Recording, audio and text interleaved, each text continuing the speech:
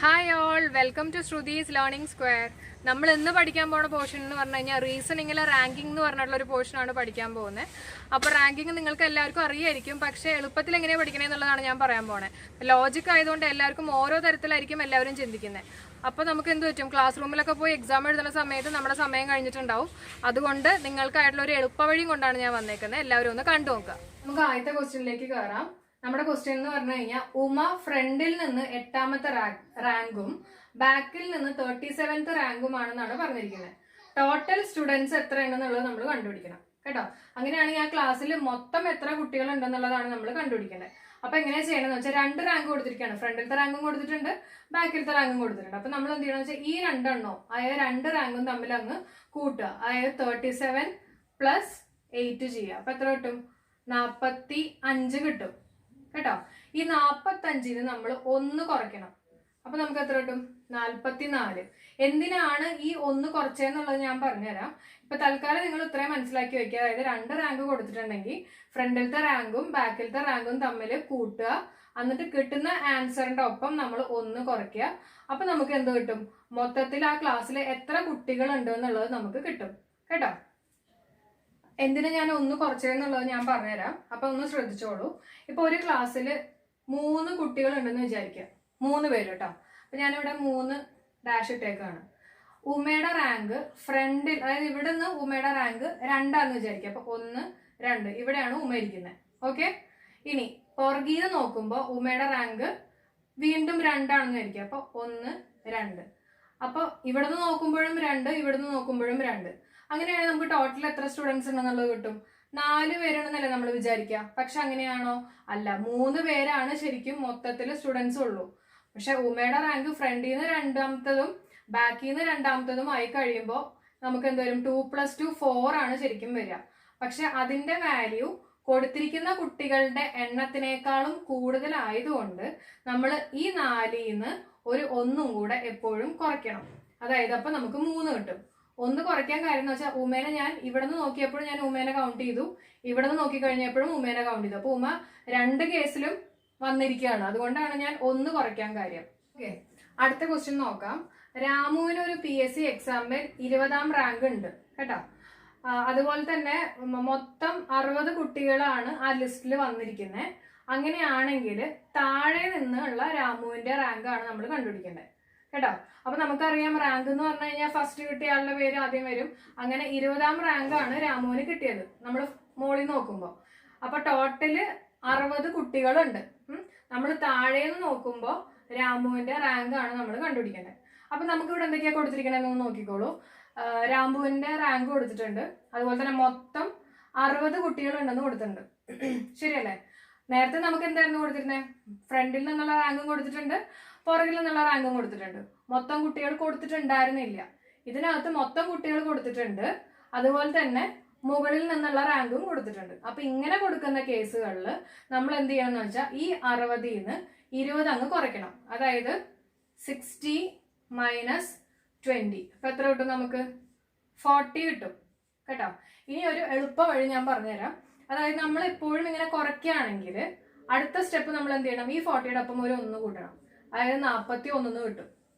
അപ്പൊ നമ്മുടെ ആൻസർ എന്ന് പറഞ്ഞു കഴിഞ്ഞാൽ താഴെ നിന്ന് റാങ്ക് എത്രയായിരിക്കും? 41 ആയിരിക്കും. കഴിഞ്ഞ ക്വസ്റ്റ്യനിൽ നമ്മൾ എന്താ ചെയ്തേ? 2 തമ്മിൽ 2 വാല്യൂ ഉണ്ടായിരുന്നു. 8ഉം 37 ആയിരുന്നു. ഈ 8ഉം 37 കൂടി നമ്മൾ എന്ത് ചെയ്തു? കൂട്ടി അല്ലെ? അപ്പൊ നമുക്ക് 45 കിട്ടിയായിരുന്നു കഴിഞ്ഞ ക്വസ്റ്റ്യനിൽ. എന്നിട്ട് ഞാൻ എന്ത് ചെയ്തു? ഇവിടെ കൂട്ടിയതുകൊണ്ട് ഞാൻ പിന്നെ അടുത്തേല് കുറച്ചു. അപ്പൊ അങ്ങനെ ഓർത്താൽ മതി.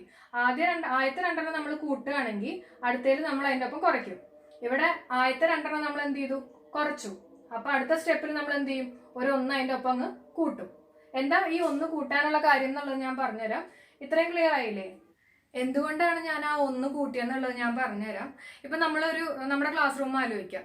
നമ്മളെക്കാളും പഠിക്കാത്ത ഒരു കുട്ടിയാണ് ഉള്ളതെന്ന് വിചാരിക്കും. ഒരൊറ്റ കുട്ടിയുള്ളൂ നമ്മളെക്കാളും പഠിക്കാത്തത് കേട്ടോ. അങ്ങനെയാണെങ്കിൽ നമ്മുടെ റാങ്ക് പുറകിൽ നിന്ന് എത്രയായിരിക്കും? 2ാമതല്ലേ? ശരിയല്ലേ? നമ്മുടെ റാങ്ക് പുറകിൽ നിന്ന് 2ാമതായിരിക്കും. പക്ഷെ നമ്മൾ കഴിഞ്ഞിട്ട് ഒരൊറ്റ കുട്ടിയല്ലേ ഉള്ളൂ. അപ്പൊ ഒരൊറ്റ കുട്ടി മാത്രം ഉള്ളപ്പോഴും നമ്മുടെ റാങ്ക് എത്രയാ? 2ാമത്. അപ്പൊ അതെങ്ങനെ കിട്ടി? +1 ചെയ്തു ഞാൻ. ശരിയല്ലേ? ഒന്നിന്റെ ഒപ്പം ഞാൻ ഒരു +1 കൂടെ ചെയ്ത് കഴിഞ്ഞപ്പോഴാണ് ഞാൻ 2ാം റാങ്കിലേക്ക് ആയത്. അതേപോലെ തന്നെ ഇപ്പൊ എന്നെക്കാളും പഠിക്കാത്ത 2 കുട്ടികളാണെന്ന് വിചാരിച്ചോ. അപ്പൊ പുറകിൽ എന്റെ റാങ്ക് എത്രയാ?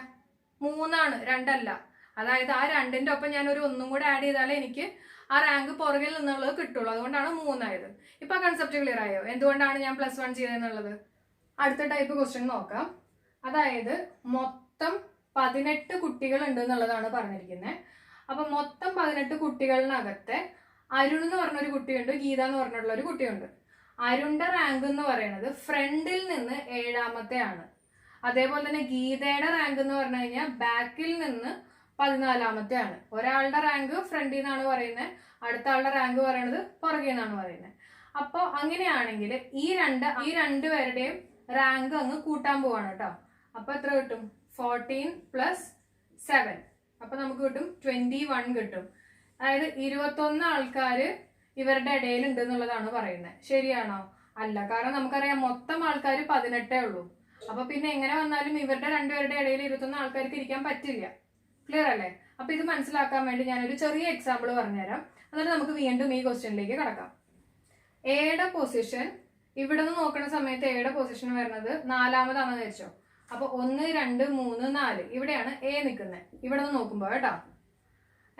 അതേപോലെ തന്നെ ബിയുടെ പൊസിഷൻ ഈ സൈഡിൽ നിന്ന് നോക്കുമ്പോ 4ാമതാണ്. അപ്പൊ 1 2 3 4. ഓക്കെ. അങ്ങനെയാണെങ്കിൽ പിന്നെ കൊടുത്തിരിക്കുന്ന മൊത്തം 5 കുട്ടികളുണ്ടെന്ന് വിചാരിക്കാം. മൊത്തം 5 കുട്ടികളുണ്ട്. ഇവിടെ നിന്ന് നോക്കുമ്പോൾ എയുടെ പൊസിഷൻ 4ാമതാണ്. ഈ റൈറ്റ് സൈഡിൽ നിന്ന് നോക്കുമ്പോൾ ബിയുടെ പൊസിഷനും 4ാമതാണ്. അങ്ങനെയാണെങ്കിൽ ഇവരുടെ ഇടയിൽ എത്ര കുട്ടികൾ ഉണ്ടെന്നുള്ളതാണ് നമ്മുടെ ക്വസ്റ്റ്യൻ. അപ്പൊ നമുക്കിത് കണ്ടു കഴിഞ്ഞാൽ അറിയാം, ശരിക്കും പറഞ്ഞാൽ ഒരാളെ വരുള്ളൂ. ശരിയല്ലേ? ഒരു ഡാഷ് അല്ലേ ഉള്ളൂ. അപ്പൊ ഒരാളാണ് നമുക്ക് ആൻസർ കിട്ടേണ്ടത്, 1 കിട്ടേണ്ടത്. അപ്പൊ നമുക്ക് ഇക്വേഷൻ വൈസ് എങ്ങനെയാ ചെയ്യാൻ പറ്റുന്നത് നോക്കാം. അപ്പൊ ബിയുടെ റാങ്ക് 4 എയുടെ റാങ്കും 4. അപ്പൊ നമ്മൾ ഇത് തമ്മിൽ അങ്ങ് ആഡ് ചെയ്യാൻ പോവാണ്. ഞാൻ അങ്ങ് രണ്ടും കൂട്ടാൻ പോവാ. അപ്പൊ 4 + 4 8 കിട്ടി. ശരിയല്ലേ? എന്നിട്ട് ഈ 8ന്ന് ഞാൻ മൊത്തം കുട്ടികൾ അങ്ങ് കുറയ്ക്കാൻ പോവാണ്. അപ്പൊ 8ന്ന് ഞാൻ 5 കുറച്ചു. അപ്പൊ എനിക്ക് എത്ര കിട്ടി? 3 കിട്ടി. 3 കിട്ടിയേക്കുന്നത്. പക്ഷെ എന്റെ ആൻസർ 1. അപ്പൊ അതെങ്ങനെയാ കിട്ടിയെന്ന് വെച്ചാൽ ഈ 3ന്ന് ഞാൻ ഒരു 2 കുറയ്ക്കണം കേട്ടോ. 1 കിട്ടാൻ വേണ്ടി ഞാൻ ചെയ്ത അഡ്ജസ്റ്റ്മെന്റ് ഒന്നും അല്ല. കാര്യം ഞാൻ പറഞ്ഞുതരാം. 3ന്ന് ഞാൻ 2 കുറച്ചു. അപ്പൊ എനിക്ക് എത്ര കിട്ടും?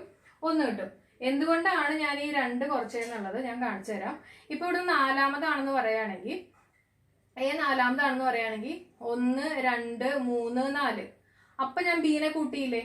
എയുടെ റാങ്ക് പറയുമ്പോൾ ഞാൻ ബീനെ ഒരു പ്രാവശ്യം ഞാൻ കൂട്ടി കേട്ടോ. ഇനി അതേപോലെ തന്നെ ബിയുടെ റാങ്ക് പറയുമ്പോൾ എന്ത് പറ്റും? 1 2 3 4. അപ്പോഴും ഞാൻ എനെ കൂട്ടുന്നുണ്ട്. അപ്പൊ ഞാൻ ഇവിടുന്ന് കൗണ്ട് ചെയ്യുമ്പോഴും ഇവിടുന്ന് കൗണ്ട് ചെയ്യുമ്പോഴും ഓരോ പ്രാവശ്യം ഈ ബിയും എയും അതിനകത്ത് കയറി വരുന്നുണ്ട്, അവരുടെ റാങ്ക് കയറി വരുന്നുണ്ട്. അപ്പൊ അത് ഞാൻ കുറയ്ക്കണം. അതായത് ആ 2 ഞാൻ കുറയ്ക്കണം. അതുകൊണ്ടാണ് ഞാൻ ഇവിടെ ആ 2 കുറയ്ക്കാനുള്ള കാര്യം. മനസ്സിലായോ? അപ്പൊ എത്ര കിട്ടും? 1 കിട്ടും. അപ്പൊ ഇങ്ങനത്തെയുള്ള ക്വസ്റ്റ്യനുകൾ ഏതൊക്കെ? ഒരാളുടെ റാങ്ക് ഇവിടെ നിന്ന് കൊടുത്തിട്ടുണ്ട്, മറ്റേ റാങ്ക് ഇപ്പുറത്തുനിന്ന് കൊടുത്തിട്ടുണ്ട്. അപ്പൊ ഈ 2 ആൾക്കാരുടെ ഇടയിൽ എത്ര ആൾക്കാരുണ്ട് എന്നുള്ള ക്വസ്റ്റ്യൻസ് ചോദിക്കുമ്പോൾ നമ്മൾ എന്ത് ചെയ്യണം എന്ന് വെച്ചാൽ ഈ 2 റാങ്ക് തമ്മിൽ അങ്ങ് കൂട്ടുക.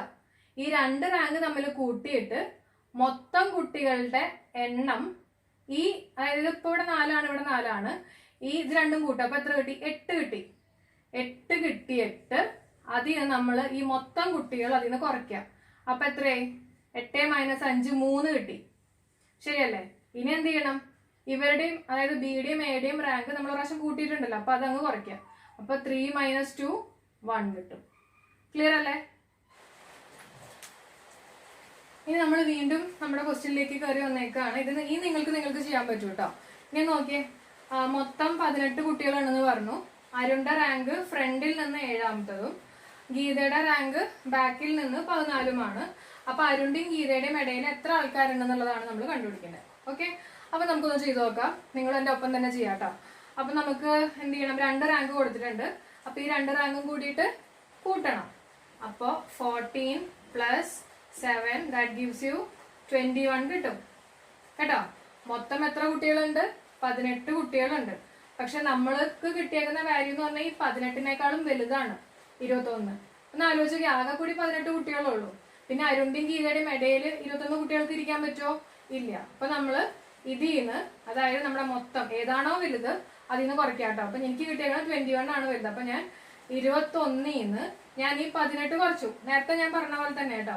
അപ്പൊ കുറച്ച് കഴിയുമ്പോൾ നമുക്ക് എത്ര കിട്ടും? 3 കിട്ടും. ഇനി എന്ത് ചെയ്യണം? അതിൽ നിന്ന് ഞാൻ ഒരു 2 കൂടി കുറയ്ക്കണം. നേരത്തെ ഞാൻ പറഞ്ഞതല്ലോ 2 കുറയ്ക്കേണ്ട കാര്യം. കാരണം എവിടെ നിന്ന് കൗണ്ട് ചെയ്യുമ്പോഴും അരുണും ഗീതയും അതിനകത്ത് എക്സ്ട്രാ കയറി വരുന്നുണ്ട്. അപ്പൊ അതുകൊണ്ടാണ് ഞാനിവിടെ ഒരു 2 കൂടി കുറച്ചത്. അപ്പൊ എനിക്ക് കിട്ടുന്ന ആൻസർ 1. അടുത്ത ക്വസ്റ്റ്യൻ നോക്കാം. ഇത് ഭയങ്കര സിമ്പിൾ ക്വസ്റ്റ്യൻ ആട്ടോ. അതായത് മൊത്തം 5 കുട്ടികളുണ്ടെന്നുള്ളതാണ് പറഞ്ഞിരിക്കുന്നത്. മൊത്തം 5 കുട്ടികളുണ്ട്. ഇത് നിങ്ങൾക്ക് ജസ്റ്റ് കൺസെപ്റ്റ് കിട്ടാൻ വേണ്ടി ഞാൻ പറയുന്നതാണ്. മൊത്തം 5 കുട്ടികളുണ്ട്. എയുടെ പൊസിഷൻ ലെഫ്റ്റിൽ നിന്ന് രണ്ടാമത്തെ, അതായത് ഇപ്പൊ 5 പേരുടെ ഞാൻ 1 2 3 4 5 ഡാഷ് ഇട്ടേക്കാണ് കേട്ടോ. എയുടെ പൊസിഷൻ ലെഫ്റ്റിൽ നിന്ന് രണ്ടാമത്. അപ്പൊ ഇവിടുന്ന് 1 2 ഇവിടെയാണ് എ ഇരിക്കുന്നത്. ബി എവിടുന്ന് റൈറ്റിൽ നിന്ന് രണ്ടാമത്. അപ്പൊ ഇതാണ് റൈറ്റ്. ഇവിടുന്ന് രണ്ടാമെന്ന് പറയുമ്പോൾ ബി ഇവിടെ. ഇനി ചോദിച്ചേക്കുന്നത് എക്കും ബിക്കും ഇടയിൽ എത്ര ആൾക്കാരുണ്ടെന്നുള്ളത്. അപ്പൊ നമുക്ക് എത്ര കിട്ടും? ശരിക്കും ഈ ഫിഗർ വെച്ച് വരയ്ക്കുകയാണെങ്കിൽ നമുക്കറിയാം ഒരാളായിരിക്കും നമുക്ക് കിട്ടുന്നത്. ശരിയല്ലേ? ഇനി ഫോർമുല വെച്ച് നമുക്ക് എങ്ങനെ ചെയ്യണമെന്ന് നോക്കാം. ഈ 2 2 കൂട്ടുക. നമ്മൾ നേരത്തെ അങ്ങനെയല്ലേ ചെയ്തേ? 2 2 കൂടെ കൂട്ടുമ്പോൾ നമുക്ക് എത്ര കിട്ടും?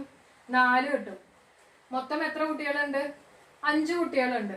അപ്പൊ ഈ 5ൽ നിന്ന് 4 അങ്ങ് കുറച്ചാൽ മതി. 5 - 4 1 കിട്ടും. അപ്പൊ നിങ്ങൾ എൻ്റെ അടുത്ത് ചോദിക്കും എന്തുകൊണ്ടാണ് നമ്മൾ 2 അതിൽ നിന്ന് കുറയ്ക്കാത്തതെന്ന്. അപ്പൊ നിങ്ങൾക്ക് നോക്കിക്കഴിഞ്ഞാൽ അറിയാം. നമുക്കിപ്പോ ഇത് 2 കൂടെ കൂട്ടി കഴിയുമ്പോൾ എത്ര കിട്ടി? 4 അല്ലേ കിട്ടിയേ? അത് ഈ 5നേക്കാളും ചെറുതാണെങ്കിൽ നമ്മൾ പിന്നെ 2 അതിൽ നിന്ന് കുറയ്ക്കാൻ നിൽക്കണ്ട കേട്ടോ. 5നേക്കാളും ചെറുതാണ് 4, അതുകൊണ്ട് ഞാൻ ആ 2 കുറയ്ക്കുന്നില്ല. അപ്പൊ നിങ്ങൾ നേരിട്ട് 5 - 4 1 ചെയ്താൽ മതി. അതേസമയം ഈ 2 റാങ്കും തമ്മിൽ നമ്മൾ കൂട്ടിയിട്ട് നമുക്ക് കിട്ടുന്ന ആൻസർ ഇപ്പൊ 5 മൊത്തം കുട്ടികൾ. പക്ഷെ 2 പേരുടെ റാങ്ക് കൂട്ടുമ്പോൾ എനിക്ക് ഇവിടെ 8 വിചാരിച്ചോ. അങ്ങനെ ഈ 2 റാങ്കും കൂടെ കൂട്ടിയിട്ട് എനിക്ക് 8 കിട്ടണമെങ്കിൽ 5നേക്കാളും വലുതാണ്. അപ്പോഴാണ് ഞാൻ എന്ത് ചെയ്യുന്നത്? 8 - 5 ചെയ്യും. എന്നിട്ട് അതിൽ നിന്ന് 2 കുറയ്ക്കും. അപ്പോഴാണ് നമ്മൾ ഈ 2 കുറയ്ക്കുന്നത് കേട്ടോ. അല്ലാത്ത കേസുകളിലൊക്കെ ആണെങ്കിൽ നമ്മൾ വെറുതെ ഇത്, അതായത് മൊത്തം കുട്ടികൾ മൈനസ് 2 റാങ്കും കൂട്ടിയിട്ടുള്ളത് ചെയ്താൽ മതി.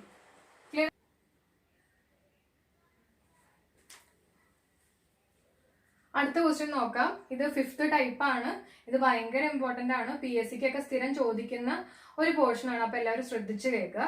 നമ്മുടെ ക്വസ്റ്റ്യൻ എന്ന് പറഞ്ഞു കഴിഞ്ഞാൽ ജോബി രാജു എന്ന് പറഞ്ഞുള്ള 2 ആൾക്കാരുണ്ട്. ഇവരെല്ലാവരും ഒരു ക്യൂല് നിൽക്കുകയാണ്.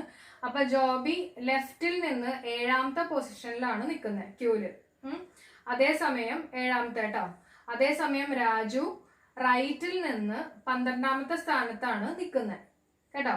കുറച്ച് കഴിഞ്ഞപ്പോൾ എന്താ വെച്ചാൽ ഇവരുടെ പൊസിഷൻ അങ്ങ് മാറ്റി ഇന്റർചേഞ്ച് ചെയ്തു. അതായത് പൊസിഷൻസ് ഇന്റർചേഞ്ച് ചെയ്ത് കഴിഞ്ഞപ്പോൾ ജോബി 2ാമത്തെ പ്രാവശ്യം വന്നത് 22ാമത്തെ പൊസിഷനിലാണ് വന്നേക്കുന്നത്.